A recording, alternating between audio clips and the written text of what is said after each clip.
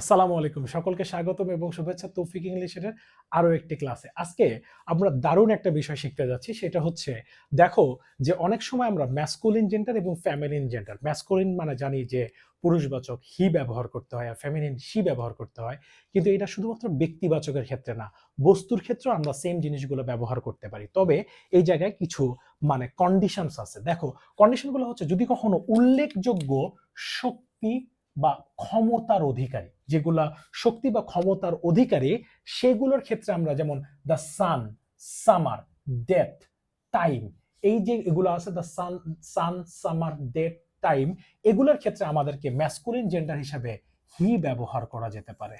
যেমন দেখো, the sun shades his বিম, অর্থাৎ তার যে রশ্মি আছে, কিরণ, সেটা সে দেয় অন দ্য রিচ, অর্থাৎ ধনী লোকেদের উপরে যেমন, অ্যান্ড দ্য পোর অ্যালাইক, যেমন ভাবে ধনী লোকেদের উপরে দেয় তেমন ভাবে অর্থাৎ গরিব লোকেদের উপরেও সান একইভাবে তার রশ্মি দেয়। ঠিক আছে?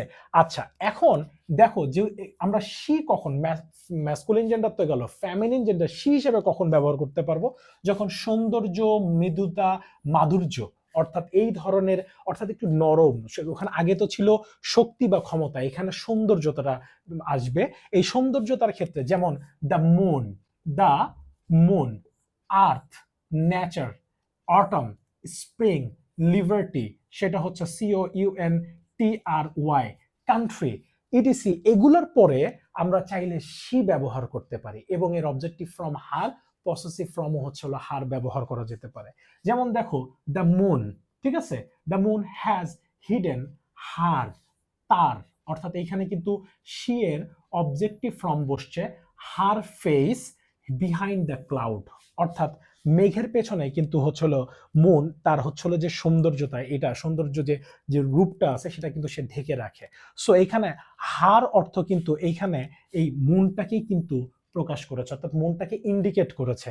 এবং আরেকটা বিষয়, কান্ট্রির ক্ষেত্রে আমরা কিন্তু অবশ্যই শি ব্যবহার করতে পারি, কিন্তু দুইটা মাত্র কান্ট্রি আছে যে দুইটা কান্ট্রির ক্ষেত্রে আমরা শি ব্যবহার না করে আমাদেরকে হি ব্যবহার করতে হয়। তার মধ্যে একটি হচ্ছে জার্মানি আর একটা হচ্ছে রাশিয়া।